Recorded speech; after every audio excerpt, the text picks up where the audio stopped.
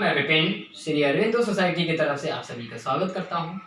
शिक्षा में शून्य निवेश नवाचार के अंतर्गत ZIIEI द्वारा संकलित नवाचार के माध्यम से आज हम NCERT के क्लास 3 का हिंदी विषय के एक अध्याय जो कविता के माध्यम में है, कब आऊं को समझने का प्रयास करते हैं।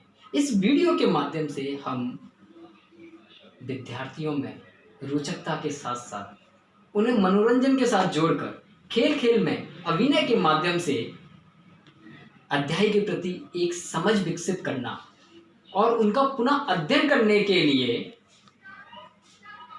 बच्चों को समझाने का प्रयास करते हैं और एक उम्मीद करते हैं कि आप सभी भी अपने अपने विद्यालय में जाकर इसे जरूर क्रियान्वयन करेंगे, ऐसी मुझे आशा है। हमारे आज का पाठ निर्माण करने से पहले मैं चाहता हूं, और मैंने आपको पहले भी बताया है, कि बच्चों को उनके पूर्व ज्ञान से हमें जोड़ना होगा, उनको आसपास के वातावरण से जोड़ना होगा, जिससे कि पाठ का निर्माण हो जाए और बच्चों को उसके प्रति अच्छी समझ विकसित हो पाए। तो इसके पाठ निर्माण करने से पूर्व बच्चों से कुछ प्रश्न किए जाएंगे और शिक्षक अपने क्लास में आने पर बोर्ड पर एक लाइन खींच देते हैं और बच्चों से पूछते हैं कि अभी आपको क्या दिखाई दे रहा है। तो बच्चे कहते हैं कि हमें एक लाइन दिखाई दे रही है, एक रेखा दिखाई दे रही है। तो टीचर ने कहा कि आप इस रेखा को देख पा रहे हैं, ये अभी बोर्ड पर है, क्या इस तरह की रेखा आप कहीं भी खींच सकते हैं या देख रहे हैं क्लास के अंदर? तो बच्चों ने बताया कि सर हम इसको ना नोटबुक पर भी खींच सकते हैं, और हम सब दरवाजे पे दिखाई दे रहा है, टेबल पर दिखाई दे रहा है, फर्श पर भी हमें लाइन दिखाई दे रही है। बहुत बढ़िया। अच्छा ये बताइए, ये जो बोर्ड पर एक लाइन खींची हुई है और आपने नोट शीट पर भी एक लाइन खींची हुई है, एक बोर्ड पर जो लाइन खींची हुई है, इस बोर्ड का लाइन को मैं बिना छुए कुछ भी किए हुए क्या इसको मैं छोटा कर सकता हूँ? शिक्षक के द्वारा बच्चों से सवाल किया जाएगा। तो बच्चों ने कहा नहीं सर, इसको हम बिना छुए छोटा नहीं कर सकते। शिक्षक ने कहा कुछ सोचो और दिमाग लगाइए, क्या हम ऐसा कर सकते हैं? तो बच्चों ने जवाब दिया नहीं कर सकते। शिक्षक ने क्या किया कि एक लाइन और खींच दी और वो लाइन पहली लाइन से बड़ी थी, तो पहली वाली लाइन क्या हो गई? छोटी हो गई। तो बच्चों से पूछा ये लाइन आप कौन सी छोटी है? उन्होंने कहा पहली वाली। शिक्षक ने कहा कि जब हमने पहली लाइन को नहीं छुआ और दूसरी लाइन को खींच दिया तो पहली लाइन क्या हो गई? छोटी हो गई। तो इसमें किस चीज़ का उपयोग हुआ? बुद्धि का। तो आज का हमारा जो अध्याय है वो बुद्धि पर आधारित है, और शिक्षक बच्चों को बधाई देते हुए बताएंगे कि आपने आज जो अध्याय है उसके नाम पाठ का निर्माण कर लिया है और उसका नाम बुद्धि पर आधारित है। और ये चैप्टर जो है वो है कब आऊं। कब आऊं एक बहुत ही रोचक कविता है, जिसमें एक व्यक्ति जिसका नाम अवंती है वो एक रंगाई का काम करता है, और एक व्यक्ति है जो सेठ हैं, बहुत बुद्धिमान सेठ है, और वो दोनों के बीच में एक तुलनात्मक संवाद पर आधारित है। इस कहानी को हम हमारे जो नवाचार हैं अभिनव शिक्षण तकनीक के अंतर्गत एक गोवा का बहुत ही रोचक नवाचार है जिसका नाम है कहानी बुनना। कहानी बुनो नाम से क्लियर हो रहा है कि हमें इस नवाचार के माध्यम से कहानी को बुनना है।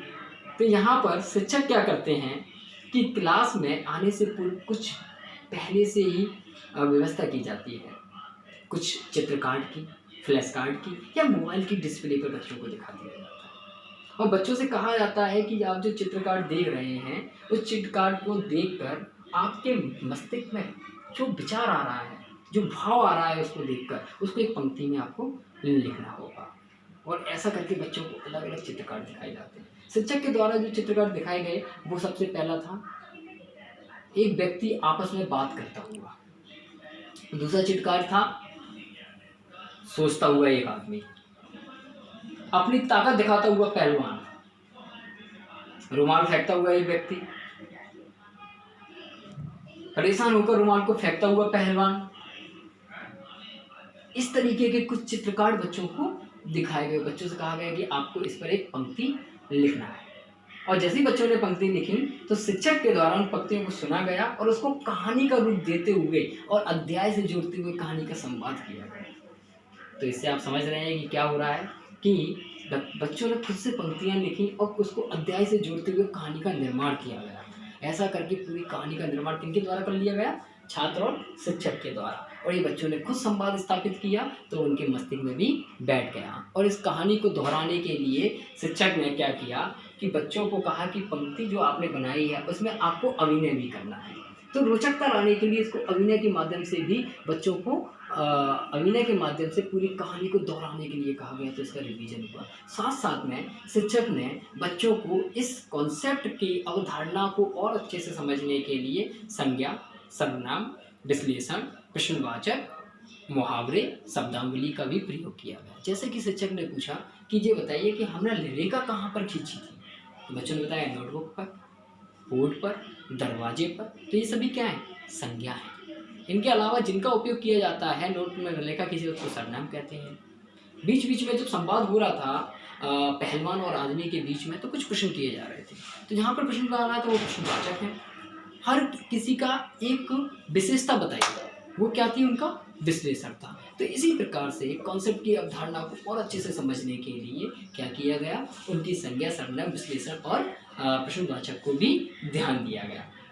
यहाँ पर इस कहानी गुणों के माध्यम से हमने अध्याय को समझा और उम्मीद करता हूँ कि आपको समझ में आया होगा और बच्चे भी इसको बड़े ध्यानपूर्वक समझेंगे। अभिनय के माध्यम से इसको सीखने का, समझने का प्रयास करेंगे। तो इसी प्रकार की कहानियाँ हम आपके बीच में लाते रहेंगे। लेकिन आप हमारे इस वीडियो को यूट्यूब पर सब्सक्राइब करना ना भूलें। अगर आप फेसबुक पर देख रहे हैं तो फेसबुक पेज पर जाकर हमें लाइक करें और आप देखेंगे तो नीचे एक लिंक आ रही है जो हमारे इनोवेटिव पाठशाला ऐप है। और इनोवेटिव पाठशाला ऐप में हमारे सभी राज्य के इनोवेटिव आइडिया संकलित हैं। तो आप इसको भी डाउनलोड करना ना भूलें। आपका बहुत बहुत धन्यवाद।